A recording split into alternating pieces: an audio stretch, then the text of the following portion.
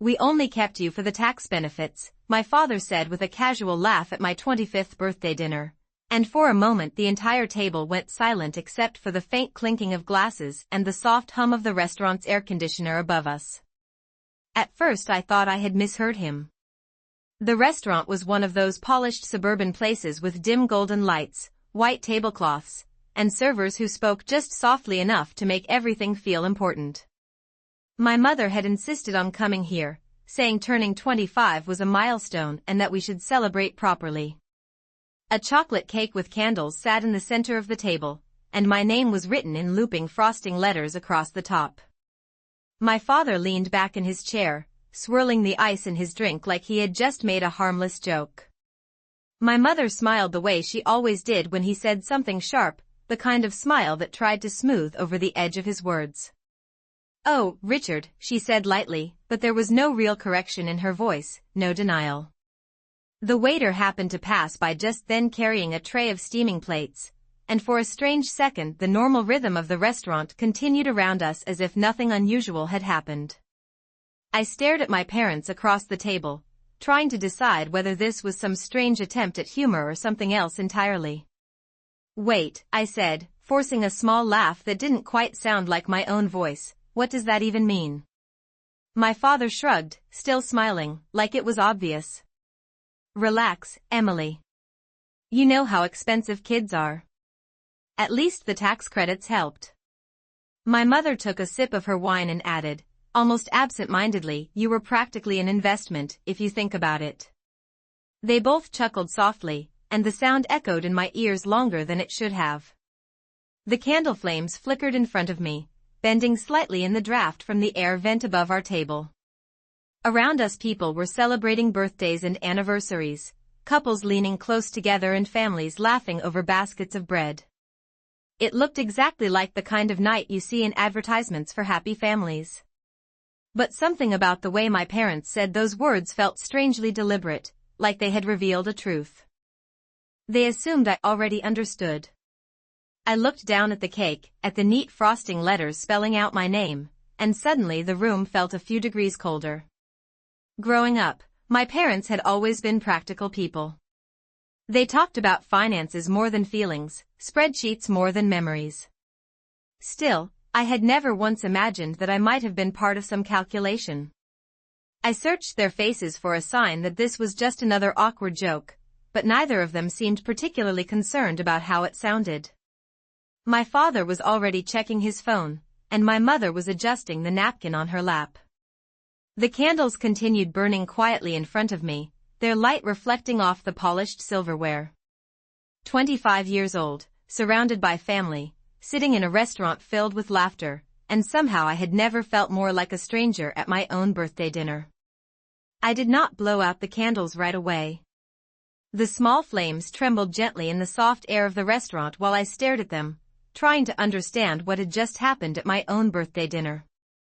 Around us, plates clinked, waiters moved quietly between tables, and somewhere near the bar a group of people laughed loudly at something that must have been funny. The world continued exactly as it should, yet the words my parents had said kept echoing in my mind as if the room had suddenly become very quiet. My father eventually reached forward and slid the cake a little closer to me. "Go ahead, Emily," he said casually. "Make a wish." I looked up at him, studying his face for any hint that he realized how strange that conversation had been, but he looked perfectly relaxed, like a man enjoying a pleasant evening out. My mother leaned forward with her phone already in her hand. "Wait, do not blow them out yet," she said. "Let me get a picture first." She adjusted the angle slightly, making sure the candles and my face were both in the frame.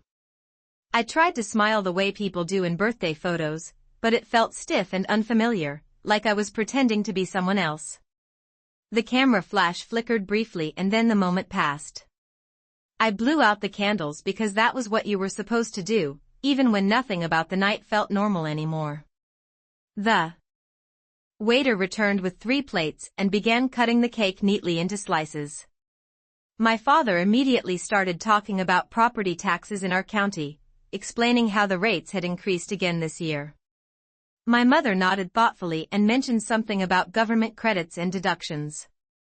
Their conversation moved forward as if the comment from earlier had been nothing more than a passing joke, yet every sentence they spoke seemed to circle back to money in one way or another. I sat quietly with my fork resting against the edge of my plate, barely touching the cake in front of me. The frosting was sweet and rich, the kind you would normally remember from a birthday celebration, but tonight it tasted strangely bland. I found myself studying the little details around the table instead of looking at my parents directly. The condensation on my water glass slowly slid downward in thin lines. The candle wax had hardened into pale shapes along the top of the cake. The restaurant lights reflected softly off the polished surface of the table. And underneath all of those ordinary details was a growing feeling that something in my life had just shifted slightly out of place. I began replaying moments from my childhood in my head, small things that had never seemed important before. The way my parents talked about expenses whenever school activities came up. The way family conversations often drifted toward budgets and returns instead of memories or traditions. None of it had ever felt cruel exactly, just practical, the way my parents had always described themselves. But tonight their words had sounded different. They had sounded almost factual, like a piece of information that had never needed to be hidden. I looked at them again across the table. My father was explaining something about deductions with a calm confidence, and my mother listened while stirring her coffee slowly. They looked like the same parents I had known my entire life. Yet a strange thought had already started forming quietly in the back of my mind, the kind of thought you almost do not want to examine too closely because once you do, you might not be able to forget it. For the first time in 25 years, I wondered if the story of my family had always been slightly different from the one I believed growing up. I kept replaying the conversation in my head long after the plates were cleared and the waiter had brought the check. My parents spoke about ordinary things while the night moved forward around us, yet the sentence from earlier stayed with me like a quiet echo that refused to fade. Eventually my father signed the receipt and stood up, stretching slightly as if the evening had been nothing more than a pleasant dinner. My mother slipped her coat over her shoulders and adjusted the small gold bracelet she always wore, the one she used to say was a gift from my father during their first year of marriage. We walked out into the cool night air together. The parking lot outside the restaurant was softly lit by tall lamps that cast long pale circles across the asphalt. Cars rolled slowly past on the street nearby, their headlights briefly reflecting in the windows of the restaurant behind us. My parents paused beside their car, continuing their conversation about property taxes as though they had never said anything unusual at all. I stood there listening to them for a moment, feeling that strange quiet distance growing inside my chest again. Finally, I asked the question that had been sitting in my mind since the candles burned down. I kept my voice calm, almost casual, because I wanted to see how they would respond when the moment was not wrapped in laughter. I said that earlier comment about tax benefits had sounded serious and asked what exactly they meant by it. My father looked at me with mild surprise, like he could not understand why I was still thinking about it. He shrugged slightly and leaned one arm against the side of the car. He said adoption paperwork was complicated and expensive, and families usually looked at the financial side of things too. My mother gave a small nod beside him, as if she agreed with the practicality of that statement. She said that raising a child was a long commitment and people naturally paid attention to the incentives that came with it. The way they explained it sounded strangely businesslike, the way someone might discuss a mortgage or an investment account. I waited for them to say something else that would turn the whole conversation back into a joke, but neither of them did. Instead, my father simply told me not to overthink it and reminded me that they had given me a good life. My mother smiled in that same polite way she had used at the table and said I should focus on enjoying my birthday instead of analyzing every word. They said goodnight a moment later, climbed into their car, and drove away under the yellow glow of the parking lot lights. I stood there for several seconds after their car disappeared down the road, listening to the distant traffic and feeling that quiet shift in my thoughts grow stronger. It was not anger exactly, and it was not sadness either. It was more like the beginning of a realization, the kind that starts as a small uncomfortable question you cannot quite ignore. As I walked toward my own car, I found myself remembering little details from years ago that had never seemed important before. The way conversations about money always appeared during family discussions. The careful way my parents kept financial documents organized in locked drawers. The fact that whenever people mentioned adoption stories in movies or television shows, my mother would always change the subject quickly. None of those memories had meant anything at the time. But standing alone in the quiet parking lot on the night of my 25th birthday, they began fitting together in my mind like pieces of a picture that I had never fully seen until now. I drove home slowly that night, keeping the radio off and letting the quiet fill the car while the streetlights passed one by one across the windshield. The roads were almost empty, the kind of calm suburban silence that usually feels peaceful, but my thoughts would not settle. The words from dinner kept repeating in my mind, not loudly, but steadily, like a question that had finally found its way to the surface after years of being buried somewhere deeper. By the time I reached my apartment building, the digital clock on the dashboard read a little past 10:30. I parked in my usual spot and sat there for a moment before getting out, watching a faint breeze move through the branches of the trees lining the street. Everything looked completely normal. A neighbor's porch light glowed across the sidewalk, and somewhere a dog barked once before the night became quiet again. Yet something inside my understanding of my own life felt slightly unsettled, like a picture frame that had been hanging straight for years but had suddenly tilted just enough for you to notice. Inside my apartment, I set my keys on the kitchen counter and poured myself a glass of water. The refrigerator hummed softly, the same familiar sound I heard every night, but tonight my mind had drifted far back into memories I had never questioned before. Growing up, my parents had always described themselves as practical people. They planned everything carefully. They tracked expenses in detailed notebooks and compared prices at the grocery store down to the last dollar. I remembered sitting at the kitchen table as a child while my father explained the importance of balancing accounts and planning ahead. At the time I thought it was simply the way responsible adults behaved. But now, thinking about it again, I noticed small details that had never seemed important before. There were times when conversations about family somehow turned into discussions about deductions and long-term planning. There were moments when my mother would mention paperwork and benefits in the same calm tone people use when talking about insurance policies. Even birthday conversations sometimes ended with comments about saving receipts or organizing documents for the next tax season. None of those things had felt strange to me while I was growing up. They were simply part of the background of our household. Yet now those memories seemed to carry a different weight. I walked over to the small bookshelf near my living room window and looked at the framed photos arranged along the top shelf. Most of them showed ordinary moments from childhood. School pictures where my hair looked slightly uneven, family vacations near a lake in northern Michigan, a photograph of me standing beside my parents during my high school graduation ceremony.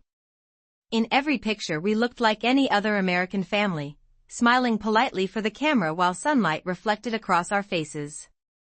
I picked up one of the older photos and studied it carefully. My parents stood close together behind me, their expressions calm and composed, the way they always looked in photographs. For years I had never questioned the story behind those images. But tonight a new thought settled quietly into my mind, one that refused to disappear no matter how hard I tried to dismiss it. If their comment at dinner had not been a joke, then perhaps there were parts of my family's story that I had never fully understood. And if that was true, then somewhere in the past there might be answers waiting in places I had never thought to look. I did not sleep very much that night. Every time I closed my eyes, the same quiet thought returned, the same small question that had started growing the moment my parents spoke so casually at dinner. By morning the sunlight through my kitchen window felt unusually bright, and the apartment was silent except for the low hum of the coffee maker. I poured a cup and stood by the counter for a while, staring out at the parking lot below while the events of the previous evening continued replaying in my mind. My parents had always kept their paperwork organized with almost obsessive care. Growing up, my father often reminded me that records mattered, that every important decision left a trail somewhere. The more I thought about it, the more that idea stayed with me. If there really had been financial reasons connected to my adoption, then somewhere there had to be documents that explained what they meant. The thought was uncomfortable, but once it appeared I could not push it away. Later that afternoon I drove across town to my parents' house, telling myself I was only stopping by to pick up an old box of childhood photos I had left there years ago. The house looked exactly the same as it always had. The small maple tree in the front yard cast a soft shadow across the driveway, and the porch light my mother insisted on leaving on during the day still glowed faintly in the sunlight. My mother answered the door with a polite smile and seemed pleased to see me. She asked how I was feeling after the birthday dinner and whether I had enjoyed the cake. Her voice carried the same calm tone she used whenever she talked about ordinary things, as if the previous night had contained nothing unusual at all. I told her I had come by to collect some old photographs, and she pointed toward the hallway closet where several storage boxes were stacked neatly on the top shelf. While she went into the kitchen to make tea, I pulled down one of the boxes and began sorting through the folders inside. Most of what I found were school records, report cards, and old medical forms from childhood. Everything was carefully labeled in my mother's tidy handwriting. But beneath one of the folders I noticed a thicker envelope that looked older than the rest, its edges slightly worn as though it had been handled many times. I hesitated for a moment before opening it. Inside were several official-looking documents printed on heavy paper. At the top of the first page were the words adoption agreement followed by a long list of legal terms I did not immediately understand. I scanned the lines slowly, trying to make sense of the language. There were references to government assistance programs, reimbursement structures, and something described as an incentive credit related to adoption placements. The numbers listed beside those phrases caught my attention. They were larger than I expected, and they appeared more than once across the pages. I stood there quietly in the hallway, holding the documents while the house remained calm around me. In the kitchen I could hear my mother moving cups across the counter, the familiar clink of porcelain echoing softly through the rooms. The house smelled faintly of coffee and lemon cleaner, exactly the way it always had when I was growing up. Yet as I read through the pages again, a new understanding began forming slowly in my mind. My parents had not been exaggerating during dinner. There really had been financial incentives connected to the day they adopted me. And judging by the numbers printed clearly across those documents, the situation might have been far more complicated than I had ever imagined. I stood there in the hallway holding the papers longer than I expected, reading the same paragraphs again and again while the quiet sounds of the house continued around me. The legal language was careful and precise, the kind of writing meant to explain financial arrangements rather than family stories. It mentioned assistance programs connected to adoption placements and listed several structured payments that had been issued during the first years after I joined their household. The numbers appeared in neat rows beside official seals and signatures from agencies I had never heard of before. For most of my life I had assumed adoption was simply a personal decision, something guided by compassion or circumstance. But these documents described it differently. They described it like a transaction that came with guidelines, reimbursements, and incentives designed to encourage families to participate.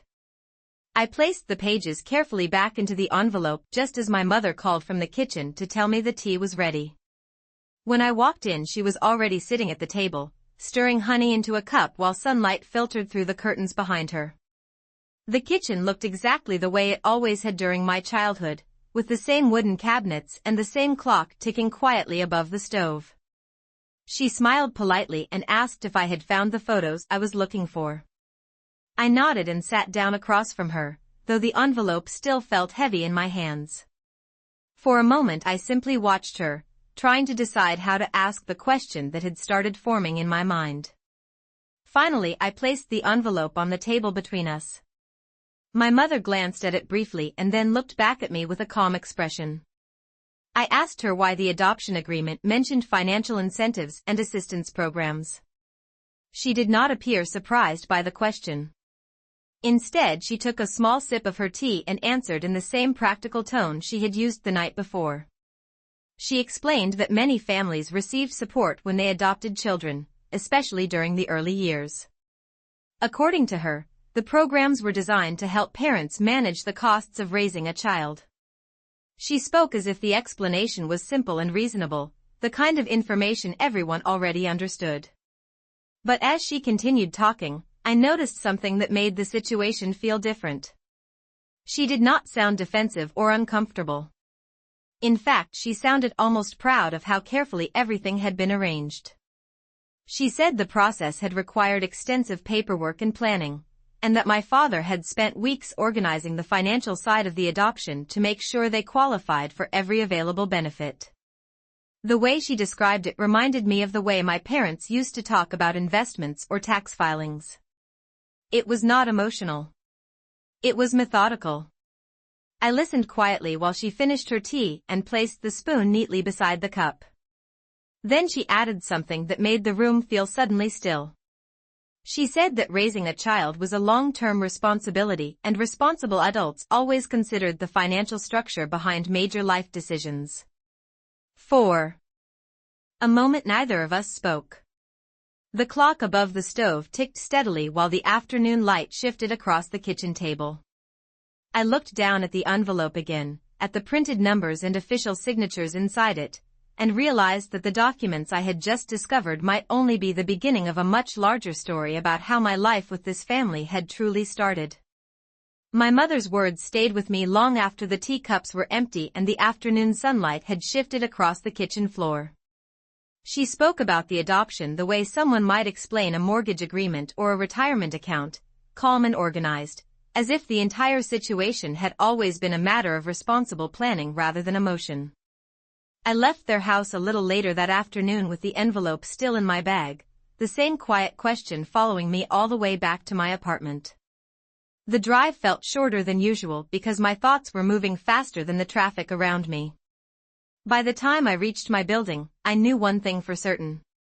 If the documents I found were only part of the story, then somewhere there had to be more records explaining the rest of it. That evening I spread the papers across my kitchen table under the warm light above the counter. The official language was dense and careful, but certain phrases began to stand out after reading them several times. There were references to structured assistance payments during the early years after the adoption, but there were also several mentions of something described as a long-term account connected to my name. At first I thought it was simply another administrative form, but the wording suggested something slightly different. The account appeared to have been created during the same year I was adopted, and the document listed both of my parents as managing guardians until I reached adulthood. I read the page slowly again, tracing the lines with my finger to make sure I understood it correctly.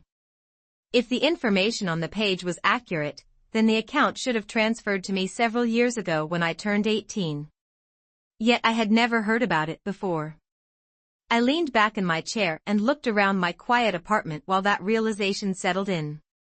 Outside the window, the evening sky was beginning to darken. Over the rooftops across the street, cars passed occasionally below, their headlights sliding briefly across the wall before disappearing again. Everything felt ordinary, but the papers on my table suggested that something about my life had been quietly organized long before I was old enough to notice. I reached for my laptop and searched for the name of the financial institution listed in the document. Within minutes I found a phone number for their local office. I hesitated for a moment before dialing, unsure of what I would actually say when someone answered. Eventually a calm professional voice greeted me on the line and asked how they could help. I explained that I had found paperwork connected to an account created under my name many years earlier and that I wanted to confirm whether it still existed.